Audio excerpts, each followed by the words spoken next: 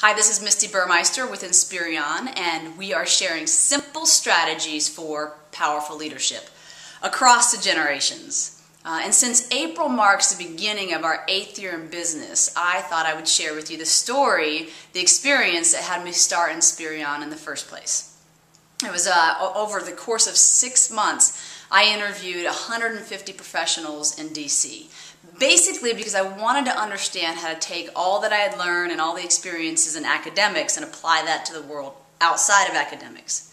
So I remember I'm sitting there, I'm meeting with the CEO of a nonprofit in DC and taking notes on everything that she's saying, and right in the middle of our conversation she just drops her pen and paper and says, let's just talk frankly. I thought we were. Okay, what's up? She says, I don't get these young professionals today. And it turns out that she had a real high turnover rate of those young professionals. They'd stay for 6 months and then move on. She goes, they come into my office, first day on the job, first meeting with me, without a pen and piece of paper in their hands. I said, all right, so what does that mean? She had a laundry list. She said, they don't respect me, they don't care about this organization, they don't want to be successful here. I said, well, what if it just means that they didn't know they were supposed to bring a piece of paper and a pen to their first meeting with you? They should know, but they don't know. But they should know. And I said, oh, just give this a try. I said, next time one of them comes to your office without something to take notes with, stop them at the door. Tell them, go back to your office, get something to take notes with, and come back. And when they come back, stop them at the door again and let them know that when they come prepared to take notes, what they're signaling to you is that they respect you, they care about your organization, and they want to be successful here. She instituted this and her turnover rate vanished, nearly vanished. Absolutely extraordinary.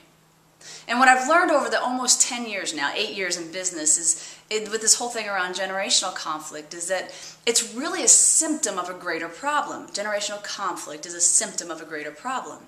It's sort of like, you have low back pain and you go into a chiropractor. Chiropractor looks at you, makes a little bit of an adjustment in your hip, balances you out, and suddenly your back pain's gone. Same kind of concept.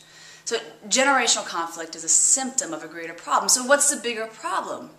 Well, there are three answers that any leader who's trying to lead any person, regardless of age, has to have the answer to, and few, very few, have this answer. So, if you really want to stand out, really want to step it up and get even greater results out of the folks on your team, just try answering in full detail these 3 questions. If you can get them, I promise you the results will skyrocket you to the next level. In fact, the Gallup organization shows that only 29%, just 29% of people are actually engaged in their work, which means that there's a whole lot of room for opportunity to get people engaged and excited about their work. But you have to know the answers to these 3 questions. So here's the first one. What drives you? What are you passionate about? Steve Jobs talked about this a lot and said this, you have to have passion for your work. Because without it, he said, when it gets hard, you'll quit. And in this case, you quit on people. All right? For the most part, leaders quit on people. So what is it that you're passionate about? Really have the answer to that question. All right? So here's the second question.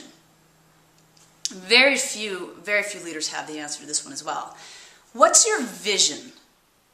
What are you aiming to achieve? And the great thing about visions is that you're constantly creating new ones. So a vision, you get to it and you reset it. It's kind of neat. So like Steve Jobs and Apple, so he wanted to revolutionize the music industry, and he did. Another good example would be Tony Hsieh of Zappos, to become the #1 online shoe store in the world. And he did. He achieved that vision. And then he resets another vision, just continues to reset visions. And another great thing about visions is you can create a vision for a team of 100,000 people, and you can create a vision for a team of 1. What's yours? Here's the final question that you just have to have the answer to. How do the people on your team know what your vision is and how they contribute to it? So in other words, to say, how are you communicating that vision? Do they know it?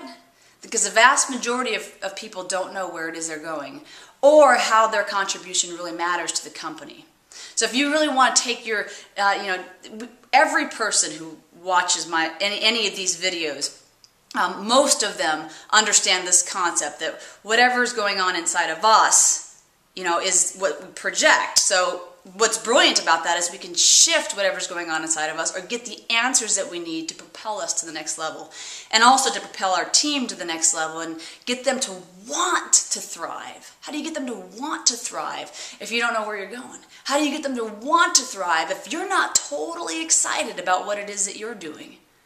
How do you get them to want to thrive if they don't know how what they do matters? Got to have the answers to those three questions. This is Misti Burmeister, sharing simple strategies for powerful leadership.